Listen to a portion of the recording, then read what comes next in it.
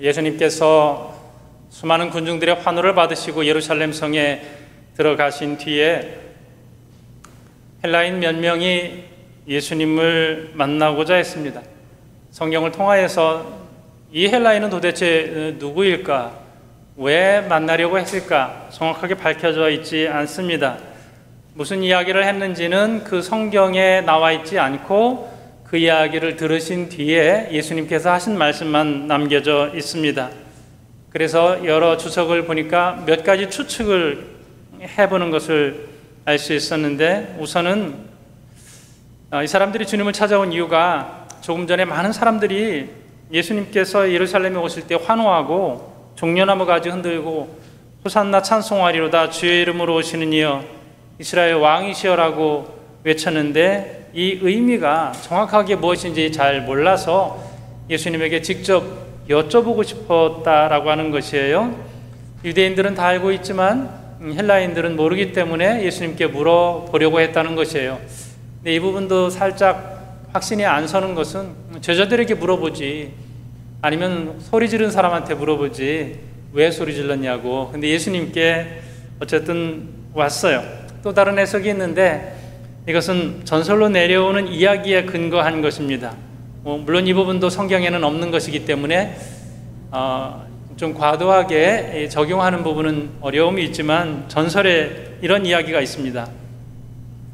헬라 가까운 곳, 여기 이제 이스라엘과 가까운 곳에 어떤 왕국이 있었습니다. 이 헬라 사람은 그 왕국의 사신이었다는 것이죠. 그래서 그 나라의 왕의 아들이 한센병에 걸려 있는데 고치질 못했습니다. 백방으로 왕이 고치기 위해서 애를 쓰고 수고를 해도 소용이 없습니다. 그러다가 주변 나라에서 예수님에 대한 소문을 듣게 됐습니다. 그 소문이 나라 국경을 넘어서 이 왕국까지 전해지게 됐습니다. 소문이 이런 것이죠. 유대에 예수님이라는 분이 계신데 이분이 한센병을 고쳤다. 그뿐만 아니라 죽은 자까지도 살리셨다. 이 이야기를 듣게 됐습니다. 그래서 사신을 보내서 예수님을 만나려고 하는데 항상 군중 속에 둘러싸여 있어서 예수님을 만나기가 쉽지 않습니다. 언어적인 차이도 있고요. 그러다가 예수님의 제자 가운데 빌립이라고 하는 헬라 이름을 가지고 있는 사람이 있음을 알게 되었고, 빌립에게 이야기하고 또 빌립이 안드레와 더불어서 예수님께 가서 여쭈었다라고 하는 것이죠. 그 여쭌 내용은 이렇습니다. 여기 계시지 말고 우리 왕국으로 가시죠. 왕의 아들 한센병만 고치면 평생도록 왕의 고문으로 잘 추대해서 모시겠습니다. 또 이 사람들은 예수님께서 유대인들에 의해서 죽임을 당할 수도 있다, 핍박을 당할 수도 있다라고 하는 것까지 정보를 다 알고 왔다는 것이에요. 그래서 이 위험한 곳에 계시지 말고 우리나라로 가시죠 라고 했다는 것이에요. 자, 이때 그 백그라운드가 어떤지 우리는 정확하게는 알 수 없지만 무슨 이야기를 들으신 뒤에 예수님께서 이 말씀을 하셨어요. 요한복음 오늘 12장 23절에 인자가 영광을 얻을 때가 왔도다. 그 영광, 우리가 생각하는 영광은 두 가지 면이 있잖아요. 한쪽에서는 세속적인 영광이 있고 한쪽에서는 하나님 나라 영광이 있습니다. 한쪽에는 십자가의 고난, 그리고 그 고난을 넘어서 부활의 영광이 있고요. 또 한쪽에서는 세속적인, 세상에서 누릴 수 있는 최고의 영광이 있었습니다. 분명히 예수님께서 어떤 이야기를 들으신 뒤에 인자가 영광을 얻을 때가 왔다라고 하는 것은 분명히 예수님께서 이제 좀 나도 이제 형편이 피는 거야? 이런 생각은 하지 않았을 거예요. 드디어 나에게도 이제 길이 열렸구나, 이런 것이 아니라 분명히 예수님께서는 어떤 이야기를 들었어도 하나님 영광에 대한 말씀을 하셨을 것이다, 이렇게 우리가 생각해 볼 수 있습니다. 이제 때가 되었다, 이제 영광을 얻을 때가 되었다, 이게 십자가를 져야 될 때가 되었다, 십자가를 통하여서 부활의 영광을 주님께서 주실 것이다 라고 하는 길인 것입니다. 자, 이 헬라 사람들이 말하지 않았어도 따르는 사람들이 세상의 영광을 계속 취한 것은 맞습니다. 왕이 되기를 바랬고, 그리고 세상적으로 그들이 좋은 자리에 앉기를 원했던 것은 분명합니다. 근데 예수님께서 이 땅에 내려오시면서부터 예수님은 분명하셨어요. 예수님의 세계관, 인생 철학, 이 땅에 내려오신 목적이 십자가와 부활이었습니다. 십자가를 통해서 이루시는 영광의 아침을 예수님께서 바라보시고 죽은 뒤에 있을 부활의 영광까지 바라보셨던 것이죠. 그리고 나서 이 말씀을 하세요. 24절 말씀이에요. 한 알의 밀이 땅에 떨어져 죽지 아니하면 한 알 그대로 있고 죽으면 많은 열매를 맺느니라. 이 말씀이 여기에서 나왔습니다. 이제 영광에 대한 말씀을 하셨고, 이 영광을 어떤 과정을 통하여서 얻을 것이냐, 죽어짐으로 얻을 영광이 있어요. 썩어짐으로 얻을 영광이 분명히 있단 말입니다. 죽는다는 건 뭐예요? 예수님께서 여러 번 십자가를 지시는 말씀을 하셨거든요. 고난받으신 것에 대한 말씀을 하셨는데 그때마다 제자들이 만류를 하죠. 베드로도 만류를 합니다. 주여 그리하지 마옵소서. 이렇게 제자들의 모습이 나타나 있습니다. 어쩌면 우리의 모습과도 비슷할 거예요. 여러분, 우리 신앙생활 잘 하는 게 뭐예요? 주님께서는 썩어짐의 자리, 내어줌의 자리, 죽음의 자리로 가셨는데 우리는 주님 앞에 늘 구하는 기도가 영광이거든요. 세상적인 영광. 나도 좀 폼나게 살 수 있도록 해주세요. 나도 좀 누구 앞에 당당하게 내가 성공했다는 것 좀 보일 수 있도록 해주세요. 나 지금 이 경제적인 위기, 건강의 문제, 나 누구한테 좀 그렇게 초라해 보이지 않은 그러한 사람으로 설 수 있게 해주세요. 우리의 기도가 세상적인 영광으로 가득 차 있지 않나요? 그런데 예수님께서는 이것이 아니라 죽음의 자리, 썩어짐의 자리, 내어줌의 자리를 말씀을 하시고 있어요. 우리는 이게 맞는 줄 알면서도 현실은 다르다라고 하면서 우리가 걸어가는 길을 좀 적당히, 우리 자녀들도 힘든 길을 걸으려고 할 때 왜 그렇게 힘든 길을 가려고 하냐, 적당히 좀 좋은 길도 있고 순탄한 길도 있는데 왜 그렇게 하냐 라고 말할 때가 있습니다. 적당히 좀 많이 손해보지 않고 너무 힘들지 않고 그렇게 가길 원하는데 우리 기독교의 역사는 그렇게 이어져 오지 않았어요. 순교의 역사를 통하여서 순교자의 죽음 때문에, 썩어지는 미랄 때문에 오늘 우리가 있는 거거든요. 나라의 위기가 있을 때 누군가의 죽음이 있었기에 누군가는 또 살 수 있게 되었단 말입니다. 우리나라는 일제강점기의 아픈 역사를 가지고 있습니다. 35년간 식민 지배하에서, 그런데 누구는 땅의 영광을 구하였고 누구는 하늘의 영광을 구하였어요. 땅의 영광을 구했던 사람을 우리는 친일파라 하고 하늘의 영광을 구했던 사람을 순교자라 합니다. 제가 대학 다닐 때에 학교 광장에 전시를 쭉 이제를 올려놓고 전시를 하는 것을 자세히 본 적이 있습니다. 그 전시가 뭐였냐면 친일파에 대한 사진과 명단이었어요. 그때 보면서 굉장히 충격을 또 제가 받았던 부분이, 내가 알고 있었고 기독교계에서 교육계에서 선한 영향력, 큰 일을 많이 했던 유명 인사들이 많았던 거예요. 태평양 전쟁 막바지에 이분들이 뭐 했는가 하면요, 동네에 다니면서 전쟁에 대해서 설명을 하고, 이 전쟁은 거룩한 전쟁이다, 성전이다 하고 젊은이들이 이 전쟁에 참여하도록 독려했어요. 이렇게 전쟁에 참여하는 것이 마치 순교하는 것 같이 옳게 설득을 했어요.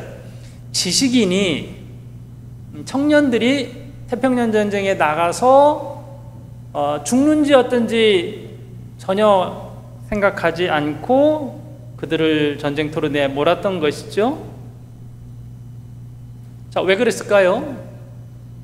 왜 그 똑똑한 분들이 그렇게 우리의 젊은이들을 전쟁터로 가도록 했을까요? 이게 신문에 그대로 다 어떤 유명인사가, 어떤 시인이, 어떤 대단한 사람이 쭉 독려를 한 그 내용들이 남아 있기 때문에 더 우리에게는 아픈 것이죠. 왜 그랬을까요?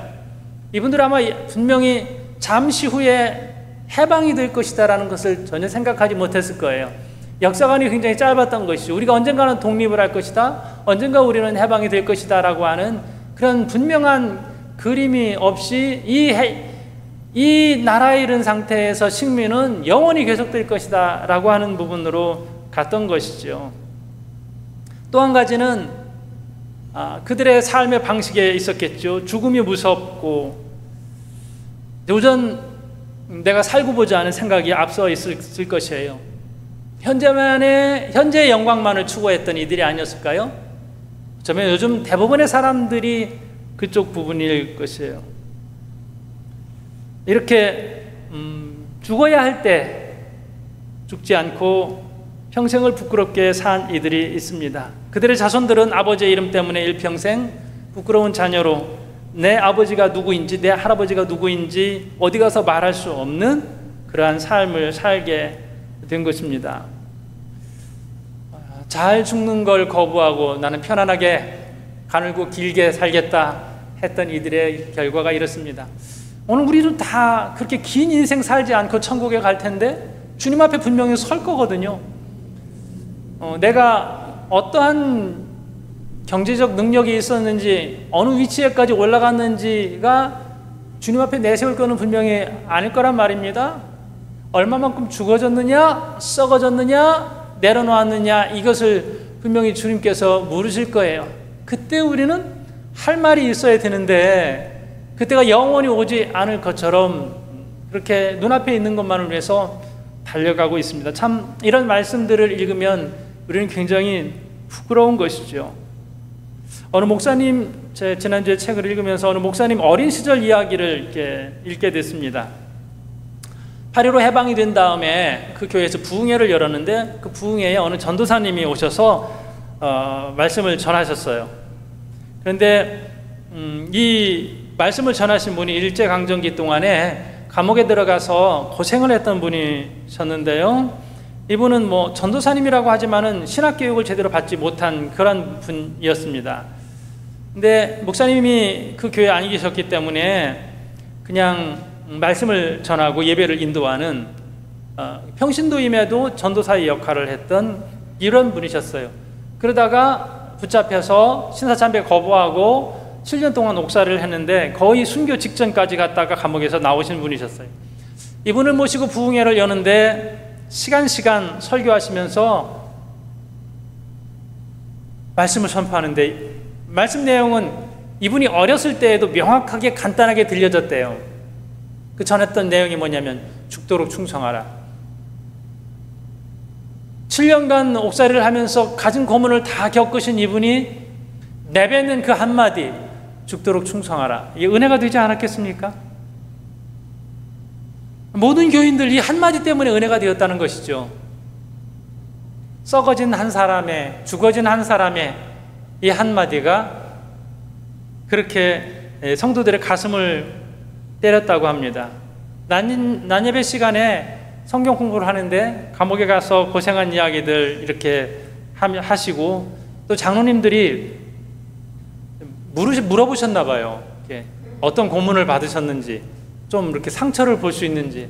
그때 전도사님이 배를 들여다 이렇게 보여주셨는데 그거를 보시면서 세계 지도가 거기에 있었다 이런 표현을 쓰세요. 수많은 고문으로 인하여서 인도로 지지고 했던 그 상처가 그때 그렇게 영광스럽게 보였다라고 합니다. 그리고 나서 그 부흥회가 있은 지 얼마 안 돼서 가까운 교회에 큰 교회 목사님이 계셨는데요. 그분이 사표를 내고 먼 지방으로 가셨다고 합니다. 이분은 부끄럽게 신사참배를 했기 때문입니다. 죽음이 무서워서 신사참배를 하고 해방이 되니까 너무 부끄러웠다라고 하는 것이죠. 우리가 하나님의 말씀대로 제대로 살지 못하면 부끄러운 순간이 분명히 올 거예요. 애써 우리가 그것을 거부해요. 우리가 하나님의 심판대에 그 앞에 안 설 것처럼 살아가야 한단 말입니다. 해방이 없을 것처럼 살았다가 해방이 되고 나서 부끄러운 사람이 있는 것처럼 내가 하나님 앞에 서지 못할 것처럼 그렇게 내 욕심만 챙기면서 살다가 하나님의 심판대 앞에 섰을 때 이럴 줄 몰랐다고 그때 후회하면 너무 늦을 거란 말이죠. 우리 기독교 역사 가운데에 가장 존경받는 크리스찬 기독교 리더가 누구냐라고 했을 때 우리가 아마 넘버 1, 2에 들 수 있는 분이 한경직 목사님이실 거예요. 일평생 훌륭하셨어요. 1992년에 기독교의 노벨상이라고 할 수 있는 템플턴 상을 수상을 하시면서 이분을 또 더 많이 존경하고, 이분은 이 상을 받기에 합당하신 분이야 인정 할 수밖에 없었거든요. 근데 이분이 템플턴 상을 수상을 하면서 공개 사죄를 했어요. 나는 죽는 게 두려워서 신사참배를 했던 목사입니다. 쇼크죠. 교단에 다들 충격이었죠. 지금 그분의 성품 같았으면 그때 신사참배 안 하셨을 것 같은데 말이죠. 근데 이 용기도 훌륭해요. 그 자리에서. 그리고 그분이 받은 102만 달러를 북한 돕기에 그대로 기부를 하셨죠. 그 돈을 들고 있었던 1분 동안 나는 1분 동안 백만장자였습니다. 이런 표현도 하셨었는데요. 우리는 뉴스나 매스컴을 통하여서 굉장히 잘 나가는 사람이 부끄러운 결말을 맺는 것을 보게 됩니다. 요즘은 작은 흠집도 부끄러운 것으로 만들어서 끄집어 내리는 시대이기는 한데, 우리는 이런 게 너무 많아서 좀 무덤덤해진 것은 아닌가 싶습니다. 그리스도인이라면 그리스도인다운 명예를 소중히 여겨야 할 거예요. 주님이 우리에게 좀 무리한 것을 요구하시는 것 같아요. 주님께서 하나님의 밀로 썩어서 많은 열매를 맺겠다 하셨거든요. 그런데 주님께서는요, 나를 따르라 하셨어요. 좀 심한 표현은 너도 죽어라 이거거든요. 주님 한 번 죽으신 것으로 저는 충분하다고 생각합니다. 근데 우리는 외면하려고 해요. 26절 말씀 볼까요?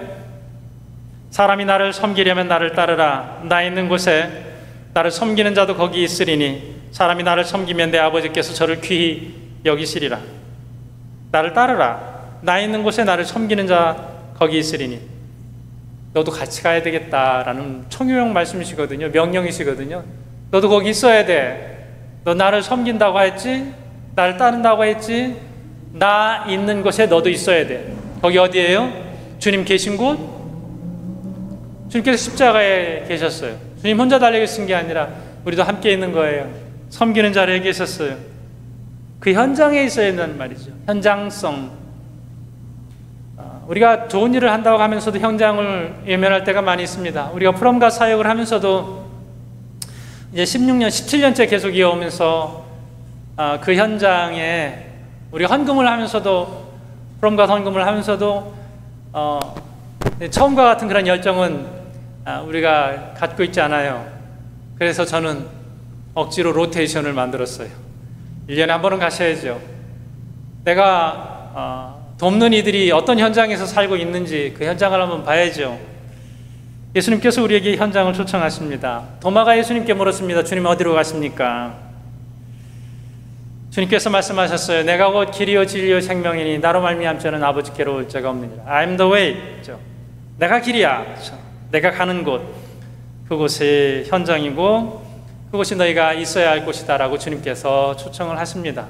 마가복음 1장에 보면 예수님께서 아주 바쁘신 가운데서도 새벽 미명에 한적한 곳에 나가서 기도하셨거든요. 제자들은 그새에 충분한 잠을 취한 거예요. 피곤하면 누가 피곤해요? 피곤하면 예수님이 피곤하시죠. 하루 종일 제자들은 따라다닌 것밖에 없는데 예수님은 그들을 치유하시고 말씀 전하시고 굉장히 피곤하신 가운데서도 기도의 자리에 계셨습니다. 그때에 제자들이 예수님께 묻습니다. 어디 갔다 오셨어요? 얼마나 많은 사람들이 찾고 있는데 왜 그러세요? 그 기도하는 현장에 제자들이 없었다는 얘기예요. 현장에 현장, 나의 현장에 너가 같이 있자. 기도하는 자리에 나와 함께 하자. 성경 있는 자리에 나와 함께 하자. 복음 전하는 곳에 그 현장에 나와 함께 가자라고 주님께서 말씀을 하십니다. 사람이 나를 섬기려면 나를 따르라. 예수님을 믿는다는 것은 바로 예수님을 따른다는 거예요. 우리가 예수님을 섬긴다는 것은 나는 지금 어떤 현장에 있는가를 생각해 봐야 되겠죠. 자, 그러면 예수님이 계신 곳이 어디고 예수님이 안 계신 곳이 어디예요? 예수님이 안 계신 곳은 세상에 화려한 곳이에요. 당시 유대인들의 기대는 예수님이 왕궁 어디엔가 계시기를 바랬던 것 같습니다. 그런데 예수님은 그런 곳에 안 계셨어요. 말구유 뭐 이런 곳, 나사렛 목수의 그 촌스러운 곳, 이런 곳에 계셨어요. 권력이 있는 곳, 명예가 있는 곳, 부귀와 영화가 있는 그런 곳에 예수님이 안 계셨어요. 그러시면서 여우도 굴이고 공중에 새도 깃들 곳이 있는데 인자는 머리 둘 곳이 없다고 하셨습니다. 예수님께서 계신 곳이 세상 사람들이 기대하는 그렇게 화려하고 찬란한 곳은 아니었습니다. 왕권을 행사하는 곳도 아니었고 헤롯의 궁전도 가이사 황제의 화려한 궁전도 아니었어요. 물론 사람들의 기대는 그랬지만 예수님 거기 안 계셨어요. 화려한 궁전을 지나가면서 예수님께 제자들이 요청을 했습니다. 한번 보십시오. 이 화려한 것을 보십시오.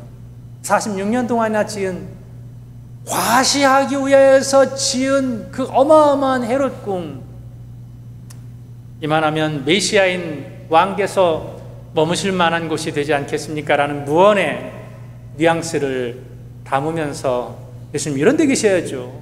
이런 데 계셔야죠. 정치적으로든지 이렇게 또 이렇게 요청을 할 때 당신 국회에 계셔야죠. 어디 계셔야죠. 이 정도는 당신이 하셔야죠. 그 비슷한 요청을 주님께 드리지 않았을까요? 그런데 주님께서 머무시기를 원치 않으셨고 강도의 구레리라고 하셨습니다. 예수님 어디 계셨어요? 광야로 가셨죠. 기도하시면서 광야에 들로 한적한 곳으로 갈릴리 바닷가에 가셔서 고기 잡는 어부들, 그들을 만나서 함께 가자고 하셨습니다. 물론 기도의 자리에 같이 있었을 때도 있었어요. 변화산에서, 겟세마네 동산에서. 이 제자들이 그 기도의 자리에 함께 있었단 말이에요. 뭐 했어요? 졸기밖에 더 했어요. 그게 함께 있는 거예요. 여러분, 우리가 있는 자리를 한번 생각해 봤으면 좋겠습니다. 정반대의 자리, 어쩌면 여러분들의 기도 제목과 정반대의 자리에 예수님이 계실지 모르겠습니다. 그러면서 예수님을 막 추궁해요. 왜 거기 계세요? 이쪽에 편안한 데 계시지 않고 네가 이쪽으로 와라. 주님께서 말씀하시죠. 우리는 실갱이를 버리는 것 같아요. 실랑이를 버리는 것 같아요. 주님이 나 이쪽으로 오세요. 여기 편안하고 안락하고 얼마나 좋습니까? 네가 이쪽으로 와라. 여기 불편하고 힘들지만 여기가 있어야 될 자리다라고 말씀을 하시거든요. 그러니까 예수님은 그런 별명 속에 사셨어요. 세리와 창기의 친구다. 우리는 사람들에게 욕먹는 거 얼마나 싫어해요. 예수 믿으면서도 조금 무리해서 뭐 안 하려고 그래요. 왜요? 누가 뭐라고 하는 소리 듣기 싫어서 목사님 저 그런 소리 듣기 싫어요. 이제 안 할래요. 주님이 원하시나? 이거를 늘 우리가 물어야죠. 주님이 원하시면 누가 무슨 소리를 하든, 내가 신앙적 확신이 있으면 가야죠. 걸어가야죠. 우리에게서 좀 빼내야 될 단어들이 있어요. 편안함, 적당히. 주님께서 적당히 하셨으면 한 80 정도 사시지 않았을까요? 3년 동안도 그냥 빈둥빈둥 계셨나요? 누가 300년 동안 할 수 있는 걸 예수님께서 3년 동안 다 하셨죠. 그리고 십자가에서 우리에게 구원을 베풀어 주셨죠. 우리가 있어야 할 곳이 어디인가?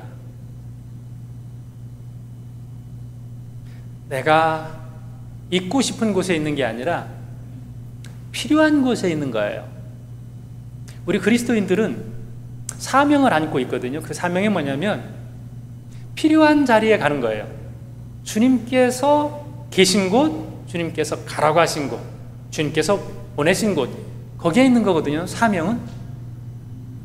근데 우리는 주일 예배 한 번만 내가 있어야 될 자리, 어떤 때는 자리 싸움도 해요. 원래 내가 앉던 자리다, 그 자리에 거기 1시간만 딱 있으면 만족스럽습니까?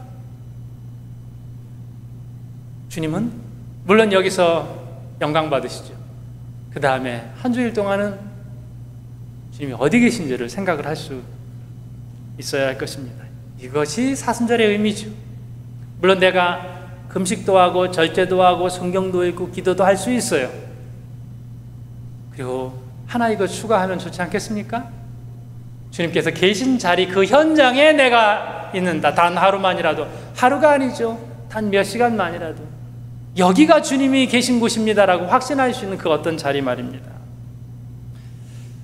자기의 이익만을 위해서 달려가는 이 세상에서 나를 위해 생명 주신 주님이 계신 곳에 항상 설 수 있기를, 그 은혜의 자리에 있기를 주님의 이름으로 축복합니다. 기도하겠습니다.